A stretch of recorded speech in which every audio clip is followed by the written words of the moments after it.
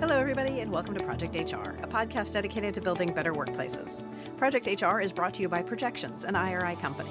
IRI helps organizations navigate workplace challenges, improve employee engagement and productivity, manage labor relations, and implement effective communication strategies to achieve their goals.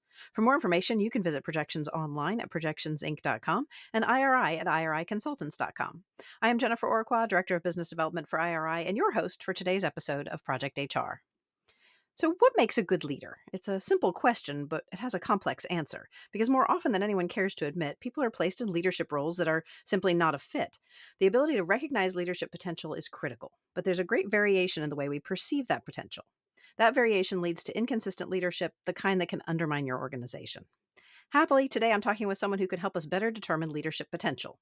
Dr. Kimberly Janson is the CEO of Janson Associates and co-author of Determining Leadership Potential: Powerful Insights into Winning at the Talent Game. Kim, welcome to Project HR. Thanks for having me. So first I want to know, what inspired you to write a book on leadership potential? I worked with leaders throughout my life. I've worked on the ground in 40 countries, plus more than 300 companies. And I'm so frustrated for people who are burdened by leaders who just shouldn't be in the role. And I've done a tremendous amount of leadership development work, but we've got a root cause issue. We are selecting the wrong people to then cultivate into leadership roles. And the impact's tremendous. And so I simply had enough and decided that for my dissertation, for my PhD, that would be the focus of the research. I have a tremendous amount of practical experience, but I wanted the academic component and then have built on that through subsequent studies. And the more work I do in this space, the clearer it becomes that it's a critical area for us to get more right than we are today. So why is there such a variation in the way that we perceive leadership potential? There's a number of reasons. So one reason is that we don't have a clear framework that many people follow. There's too many frameworks, if you will. So the OD space, organizational development space, leadership development space has exploded over the last 30 years, but it's become fragmented. And so I think that's a big reason. The second is organizations are not having concerted conversations about what is required and then strong processes to drive a higher level of consistency. Some are, and the ones who are getting good results. And then the third reason is that we have people who are woefully inadequate in terms of their skills of how to assess and determine leadership potential. And we have, great functional technicians, a great marketer or IT person or et cetera, fill in the blank. But we are not equipping them with the deep expertise it requires to be an expert on people and assessing folks as well. So for me, those three are the top reasons why we do have that variation. Yeah, and that makes perfect sense. So why is it so important that we get these leadership hires and promotions right? Well, if you've ever had a bad leader, that would answer that question right away. Sure. Right? Because those people are impacting folks in every facet of their life. It's not just unclear expectations, but it creates a lot of frustration. And simply, let's just play that out. I have a difficult interaction again with a manager. I take that to my kitchen table. And so now I'm impacting my family and I'm fussing about it, or I'm distracted by it and it impacts my productivity. But there's so much research that shows the results of the impact a poor manager can have. It's not only absenteeism, minimal productivity, lower employee engagement, turnover, but then the missed opportunities as well in terms of what can happen when we have a really impactful manager and the synergy that's created as a result. So there's a tremendous amount of compelling reasons to get after this. And oh, by the way, with the turnover and poor managers driving people out, in today's market, it's costing anywhere from $500,000 to $2 million to replace people and taking 70% longer to replace those folks. Wow. So it's creating quite quite a bit of havoc when we have the wrong person in place. So clearly we need to become more consistent in our assessment of who needs to be a leader.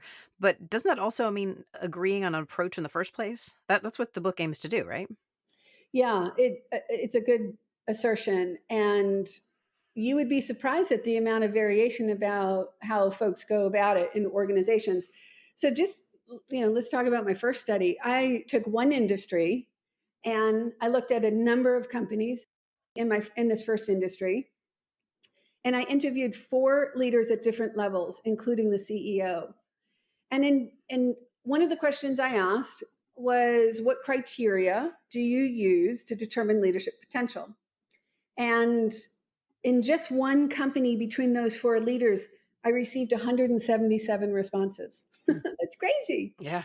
So if everyone's looking for something else at each organizational level, how are you ever supposed to develop competent leaders? Now, interesting also, the CEOs at each of those companies were more similar to each other than they were the people in their own company. So through experience, et cetera, at the senior levels, they might have some connecting or galvanizing points of view on it. But what we're not doing a good enough job in is having that concerted approach, speaking about it, inculcating it into the organization, educating managers on it, and building that competence. So let's talk a little bit about the research for the book. You mentioned the 3 studies and you kind of talked about one. Let's go on from there. Yeah, I have to tell you, I was so excited with the first study. It revealed important information and gave me even more energy for this pursuit. And so I created a second study, and that's in conjunction with my partner who wrote the book, Dr. Melody Rawlings.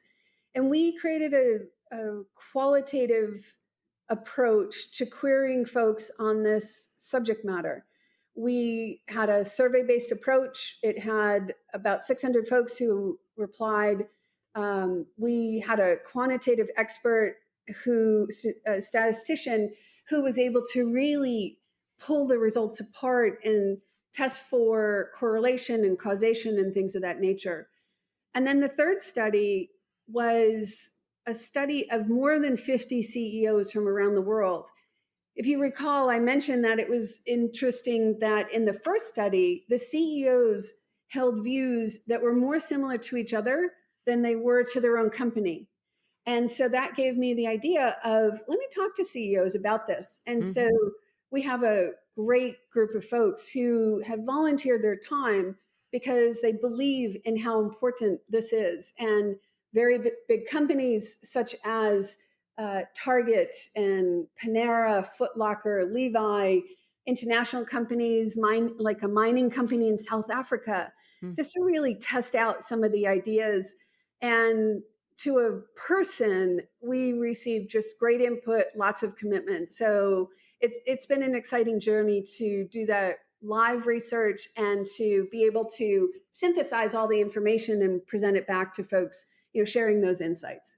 So it sounds like you were kind of surprised by their answers and how similar they were. Is there anything that really stood out to you as far as, the similarities between their responses? So when I say they were similar, one of the top answer on the CEO study only showed up in 8% of the conversations. So and the next one is 4% out of the top 10. So even though there was some connectivity, there was great divergence in terms of how people thought about it when I asked a broad question. A couple of the things that surfaced in all 3 studies was this idea of emotional intelligence or some version of that.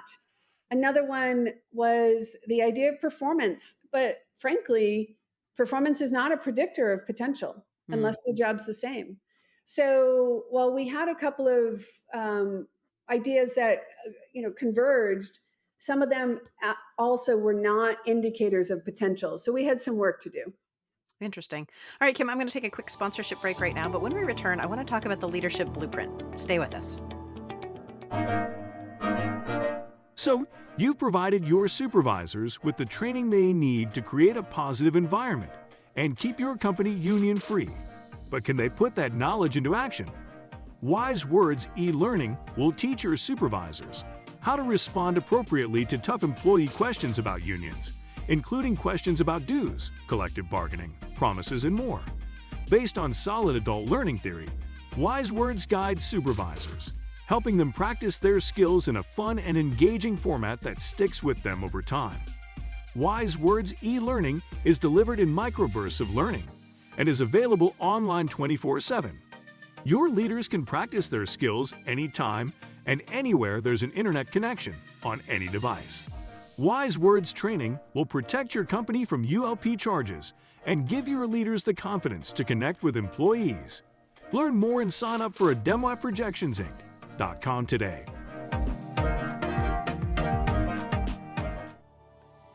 I'm back with Dr. Kimberly Janson, author of Determining Leadership Potential, Powerful Insights into Winning at the Talent Game. All right, let's get into this. What is the leadership blueprint? There's a lot of theories out there about how to think about leadership and choose leaders, et cetera. It's been a topic that people have wrestled with for centuries, and then certainly a lot of thought leadership has come out in the last few decades. The leadership blueprint is, in my estimation, one of the simplest but most powerful ways to think about determining leadership potential.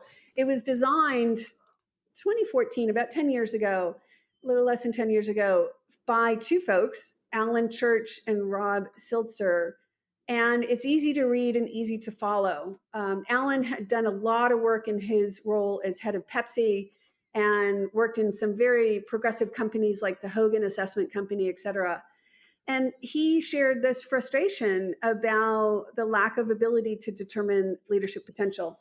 So to think about this concept and this framework, it's really got three components, and let's call them three levels. The first level is about intelligence and personality.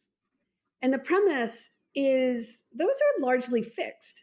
So we're born with what we're born with on the intelligence side. We can't get more cognitively smarter.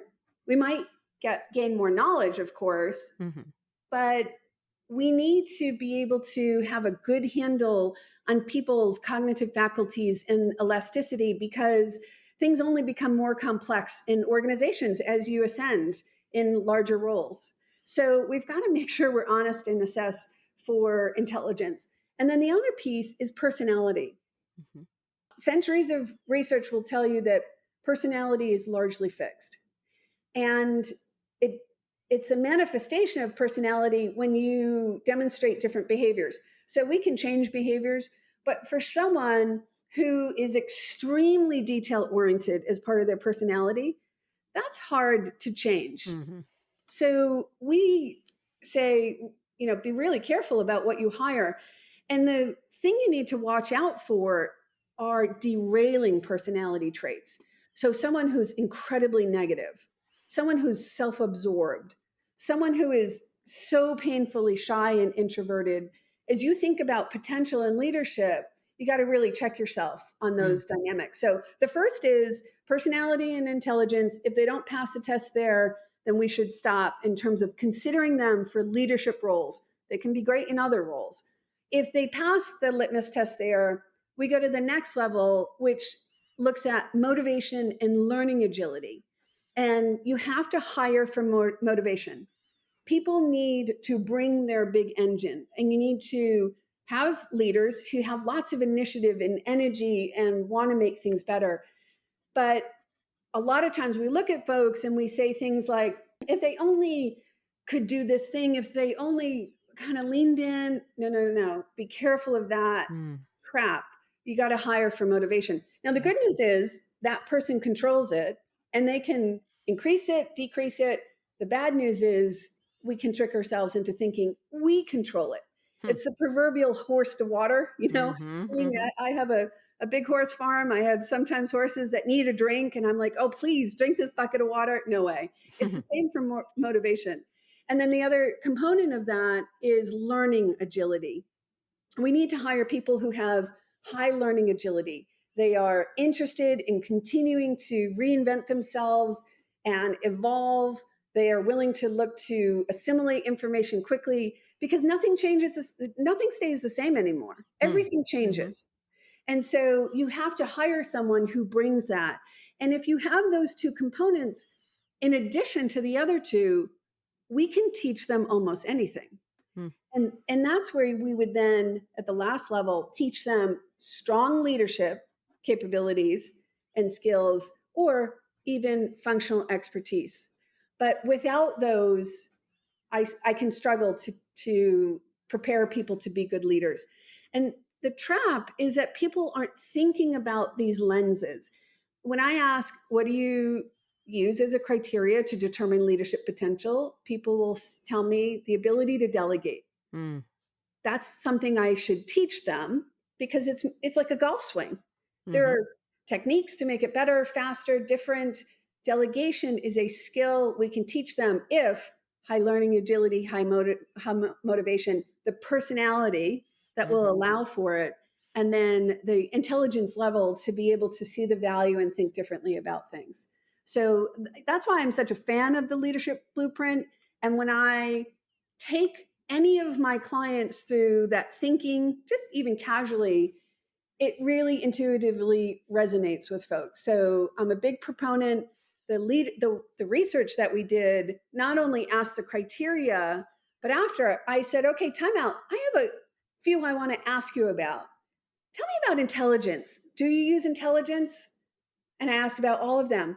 And what you would see, and you'll see this in the book, is when I asked them the broad question, most of them didn't mention the four. But when I asked them specifically about each of them, they not only said yes, and anywhere from 95 to 100% of them in all three studies, but when I asked them how important it was, they would on average say minimum 4 out of 5 in terms of importance.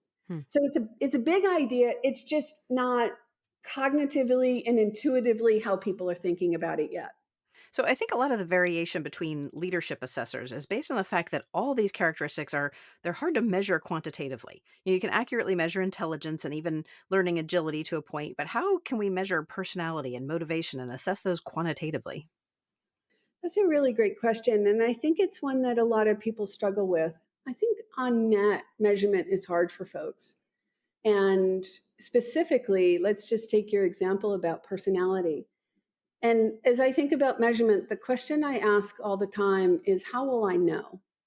What are the things that are present that are going to reinforce how someone shows up, and how do I know?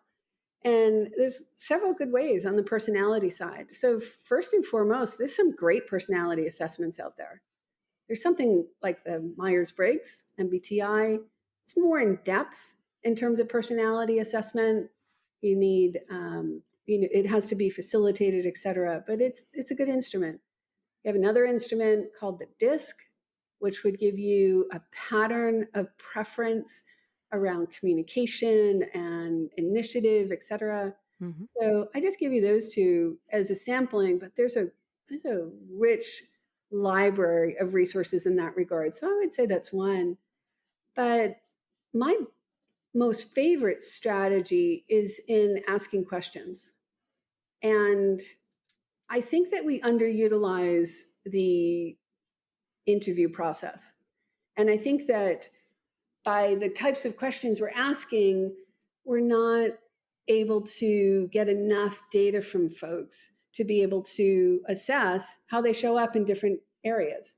And we ask a lot of traditional questions, but when we ask someone, hey, how are you most often misunderstood?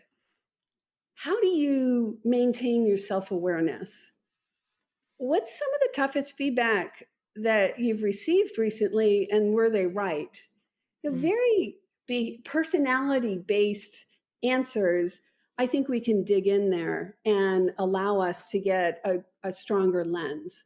Certainly, if you're able to see folks in the organization and their interactions, there's all good ways. But unfortunately, the trap around that one is observation is the most common way in which people will say they assess, but we haven't trained people on good observational skills. So I think there's a gap there.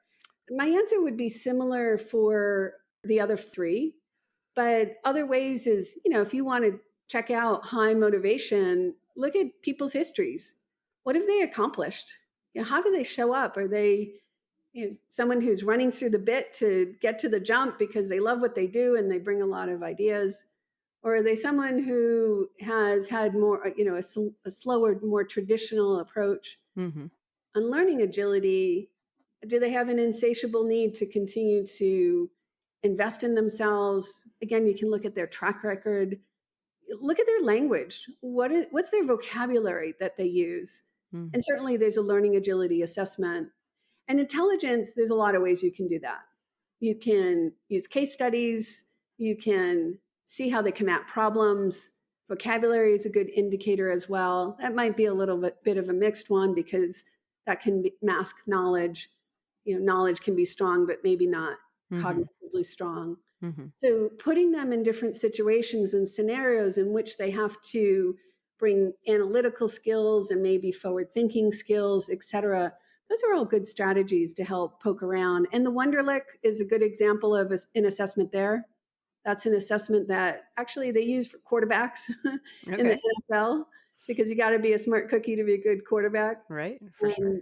Yeah, so those are good resources as well. So a lot of those, some of them are quantitative, like we talked about, but a lot of them are subjective. How do we avoid bias in this process? When we ask those questions, we're obviously bringing our own perceptions to the table. How do we avoid bias? It's a fantastic question. So there's a number of things that you can do around the bias piece. And the first, of course, is acknowledging that we're going to bring bias.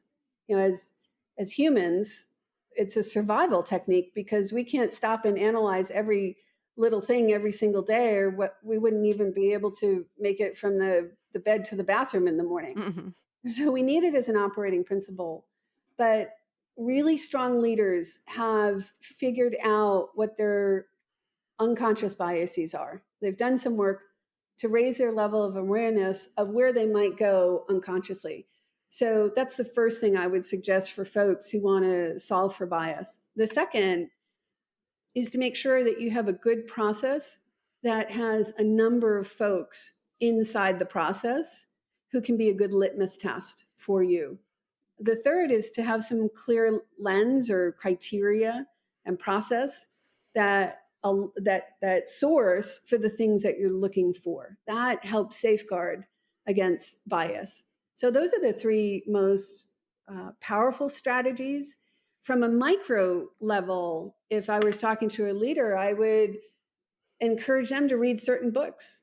For example, there's a good book called Triggers. Marshall Goldsmith had put it out. Yep. And that allows you to understand what lights you up, because when you light yourself up, then bias comes right behind. Mm-hmm. Or Micro Messaging is another really good book, because we send and receive thousands of messages a day, and what hits our filter may not be real for what's going on. It might tap into something sitting in our filter. I share this little lens, this framework with a lot of folks that you might find it helpful. I think about our filters and ways in which we process, almost like one of those old coffee filters and the paper ones. So you put coffee in and then you pour water in and we get coffee. But if that coffee filter was really laced with raspberry or chocolate, it would influence the coffee. Mm-hmm. And that's what happens with all of us. Nobody is having the Kim Janson experience except Kim Janson. Right. I'm a mother, I'm an executive, I'm a horsewoman, I'm the youngest of 10 children. I was raised on the East Coast. All of them are influencing my coffee filter. And so that first step about raising your awareness that you have them, and to do ongoing work about what they currently are, and making sure you've got some great safeguards with people and process, that's a great way to combat bias. Excellent. All right, Kim, it's time for another quick break. We'll be right back after this. You're listening to the Project HR podcast. I'm your host, Jennifer Orqua, and my guest today is Dr. Kimberly Janson, author of Determining Leadership Potential, Powerful Insights into Winning at the Talent Game. All right, and we're back. In any given organization, in your opinion, who needs to learn the leadership blueprint? I appreciate that question because sometimes we just target this stuff to HR folks. But in my opinion, knowledge is power. And if we want to have a very healthy organization with the right level of engagement around leaders, I'm a fan of a lot of transparency. So certainly your CEO and your C-suite have to be well versed in using this themselves. Then people with people management responsibilities at a minimum have to be competent in knowing what they're looking for so that they have the skills at the lower levels to be able to do a good job of sourcing high potential talent. Your HR partners, if they're deep in this space, it can really help be a good facilitator of talent, but also it can be someone who, in that bias question, can be someone in the process that says, okay, time out. Let's think about this. Are we really looking at this objectively? And so they can really be a catalyst for effective lens. But then also, I'm not adverse to having folks in the organization know how we think about assessing leadership potential and being clear with that. So there's very few folks that I think shouldn't have some level of exposure, but there's definitely those first stakeholder groups that I mentioned that should have the accountability around it. That's smart. And I want to make sure that we note that your book is meant to help the reader put the blueprint to work. So it includes the tools, the assessments, even suggests ways that we can put these ideas into action. Let's talk a little bit about what's available. So the gift of the book is to provide perspective on understanding the blueprint and helping synthesize a lot of complementary ideas, particularly from the CEO study. And so we spend some time helping you understand how to look for these things, what it means, how did some of these CEOs think about it. But then we try to give you some really good tools. And what we couldn't fit in the book, we built a website.